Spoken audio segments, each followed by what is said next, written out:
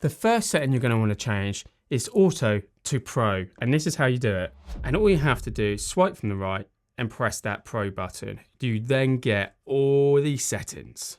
Now I've got 24 more settings for your Pocket 3 to make it more cinematic. I've been using this for the last year and we have a number of videos on our channel already. I've reset my Pocket 3 so you can follow along stage by stage. Let's get into number 2.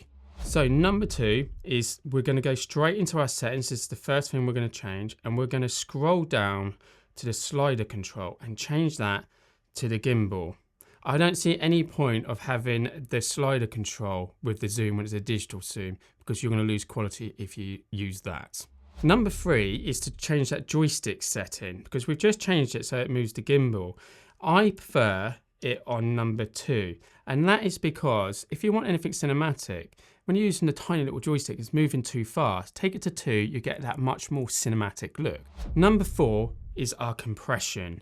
Now, automatically it's on heavy, and that's most compatible, but you will lose a little bit of quality. Change this to H.264. It takes up a little bit more space on your memory, but you will get a bit higher quality out of it. Next is our sound, and I'm talking about the sound in which the Pocket 3 makes. I personally feel best practice with any sort of camera is to switch that sound off, because if you have sounds come on and off, especially if you've got a number of these recording, you'll hear them in the footage you're filming. So good practice, always switch off the sound. Next up is the reference lines. This is going to really help with your composition. We switched the grid one on. There's a few different ones here. If we just come out of here, you can see now, if I, come on, press the buttons. This is very fiddly, as you guys know. We have got a grid mode on. This helps with the composition and the rule of thirds. It can also help to centralize the filming you're doing. If you follow the rule of thirds, that will definitely make your footage more cinematic. Number 7 is anti-flicker. Now, when I started filming, it took me a while to understand what this is. And you may not necessarily need to change this. This is set on auto, and you have the options of 60 Hz and 50 Hz. This is all to do with artificial lighting. If you're doing some filming and you see some lines going across, that is usually to do with flicker within your footage. It's just a reference point of something you may want to keep in mind. It's on auto, but sometimes it doesn't get it right. You may just need to change it to 60 Hz or the other one, which is 50 Hz. Number 8 is the power on and power off. I think this can actually save your bacon a lot. At the moment, it's defaulted at 5, which is actually quite a long time. Personally, I like to change that to 2. So if at any point you stop recording and you forget to switch it off, it will switch off after 2 minutes and save your precious batteries. Now, number 9, we need to come out of settings and go into our screen rotate on this icon here and change this to video. By default, the Pocket 3 will always remember your last settings, whether you've done a panoramic, photos or anything like that. I feel like if you're using this especially to capture cinematic videos, have that default to video. Number 10 is selfie mode. I would personally switch that on, because anytime you want to do a selfie video and it turns the camera away to where I am facing right now, switch that on and that will automatically lock to your face. Not sure why you personally have it on. It's a bit of a 50-50 Marmite one, but good practice to have that default as on. Number 11, gimbal mode. By default, it's follow, which is all very well and good, but if you're going for a cinematic result, you want to change this to tilted lock. What that means is if you move your gimbal like this, it will stay horizontal. Unlike the follow, it will point down and up. Personally, this helps a lot depending on what type of gimbal movements you're doing. Keeping it locked is definitely the best way forward. Now we're going to come out of settings and go to number 12 by swiping up from the bottom. By default, your Pocket 3 is set to 1080p 30 frames per second. Now, I always recommend going the highest resolution you possibly can, and that is 4K. Next is number 13, change your frame rate to 25 or 24 if you prefer. By changing your frame rate, that will give a more cinematic feel. The higher the frame rate, the smoother it looks, and you can see the difference between a cinematic film and something shot at 30 frames. Most Hollywood films are filmed at 24 frames per second. That's why they look slightly different to the eye. Right, let's come out of there. Let's slide from the right to bring up our pro settings. So number 14 is your exposure. You need to switch this to manual away from auto, and then on your left you'll see your exposure setting. Currently by default it's at 100. Now the rule of thumb is your exposure is double your frame rate, so you get a proper motion blur in the background. Things don't look staggered. So in that case, because we've set it to 25 frames per second, we need to take our exposure, our shutter part, down to 50. 15 is our ISO over on the right side. Now, you always want to fix off your ISO where you can.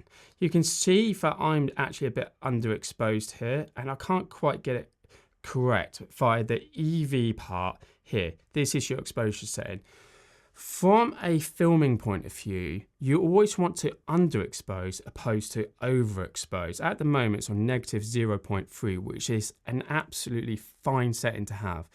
If you have the plus, that would mean when you come to edit your footage, for anything which was overexposed, you can't bring back. If it's underexposed, you can actually do something about it. Let's confirm that and go into number 16, and that is our white balance. By default, as you will see on most of these settings, they're set to auto white balance. And it's telling me here it's between 4,800 and 4,750.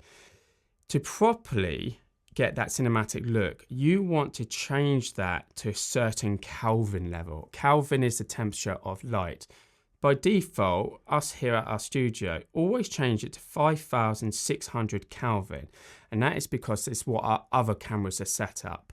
In post, you can change the color temperature, but by default, 5,600 is quite a middle ground. If you're filming a sunset or sunrise, you might want to take that down to 3,000, but good practice, stick it at 5,600.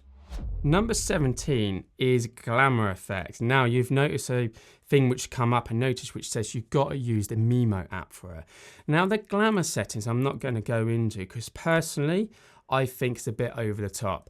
What this setting is quickly is to manipulate what you look like on camera. Give you bigger eyes, bigger lips, red lips, eyelashes, smoothing your skin. I think unless you're doing something to do with beauty or makeup where you want to emphasize those sort of things, then switch it on. But you can only do that through the Mimo app. Personally, leave it switched off and do any post-editing if necessary.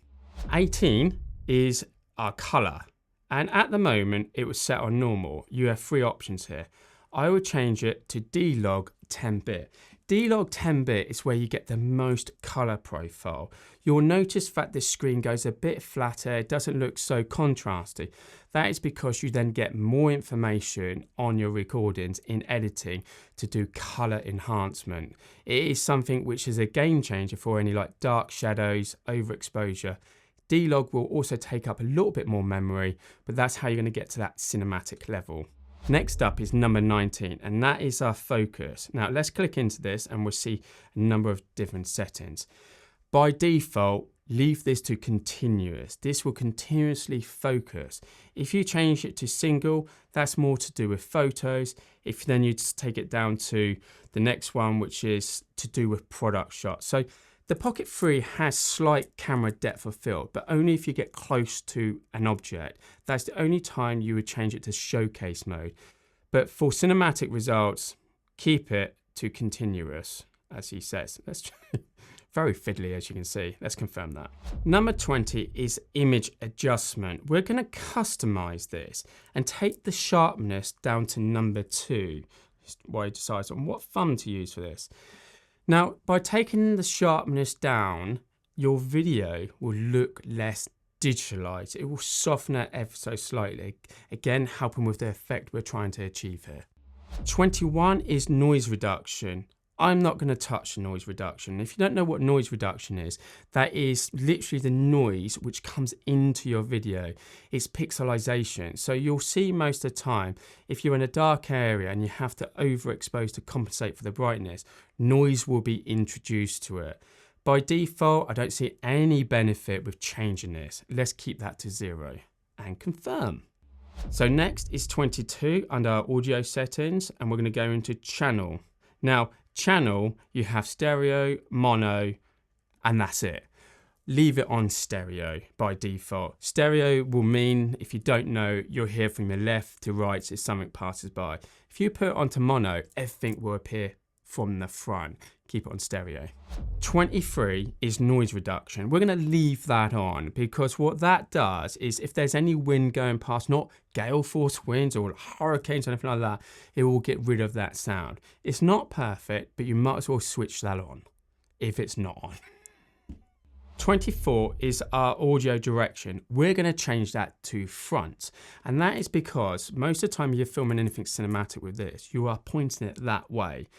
If you don't change it, you could possibly pick up your breathing if you're behind it. By default, it'll record all the way around, but you want it to record in a directional phase. So definitely put that to the front. Final one, number 25, and a very important one for framing. We're going to go to the icon on the left here, tap that, and then go down to our second one, which is dynamic framing, and we're going to press start. You'll get a little indication about what to do at this point from DJI, very considerate of them. Swipe away that notification, and we're going to move our little square box to the top center, and I'm going to press in the joystick button, which is now tracking my face from the top.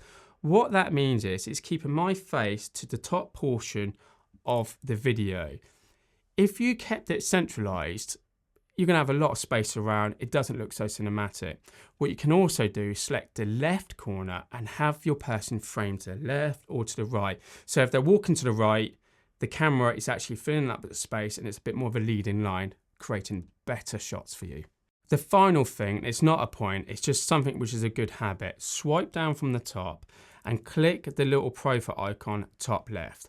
This can create a custom mode as it's indicated. So press the custom mode and then you can press plus button, confirm, and you have now saved all the settings you've just made. So if you do want to adjust any settings, like for example, add those glamour effects, you can go and add those glamour effects, go back to your custom settings and save it as a profile number 2. So it's a very good practice which can save you a lot of time. So guys, that was my 25 cinematic settings for your Pocket 3. If you now want to take that onto filming, check out this video here where I suggest some great accessories for your Pocket 3. Take care guys, thanks for watching.